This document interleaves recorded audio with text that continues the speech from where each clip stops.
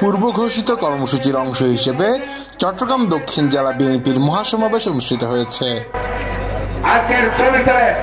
গতকাল 22 ফেব্রুয়ারি দুপুর 2টায় আনোয়ারা উচ্চ বিদ্যালয়ের মাঠে চট্টগ্রাম দক্ষিণ জেলা বিএনপির সদস্য সচিব লায়ন মোহাম্মদ হেলাল উদ্দিনের সঞ্চালনায় দক্ষিণ জেলা বিএনপির আহ্বায়ক ইদ্রিস মিয়ার সভাপতিত্বে এই সমাবেশটি অনুষ্ঠিত হয়।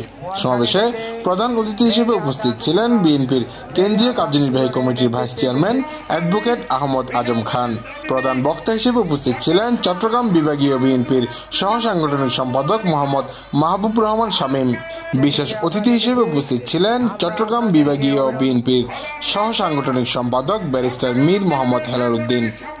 অতিথি হিসেবে উপস্থিত ছিলেন হারুনুর রশিদ, মিশকাতুল চৌধুরী বাপ্পা, আলী আব্বাস, লিয়াকত আলী ও মুস্তাক আহমদ খান। এ সময় বোয়ালখালী উপজেলা বিএনপির যুগ্ম আহ্বায়ক জাভেদ মেহেদী হাসান সুজনের নেতৃত্বে মিছিল যোগে সমাবেশে যোগ দেয় বোয়ালখালী উপজেলা বিএনপি ও এর অঙ্গ সংগঠনের নেতৃবৃন্দরা।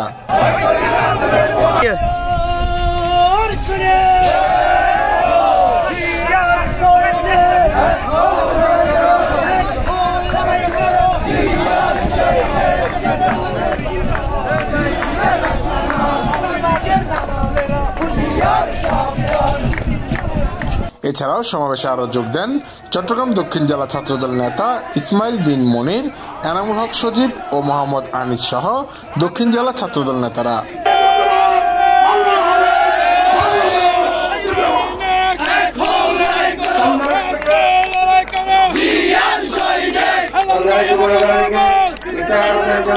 উপজেলা প্রতিনিধি ইমরান নাজিরের পাঠানো তথ্যচিত্রে নিউজ ডেস্ক, স্বাধীনতা ৭১।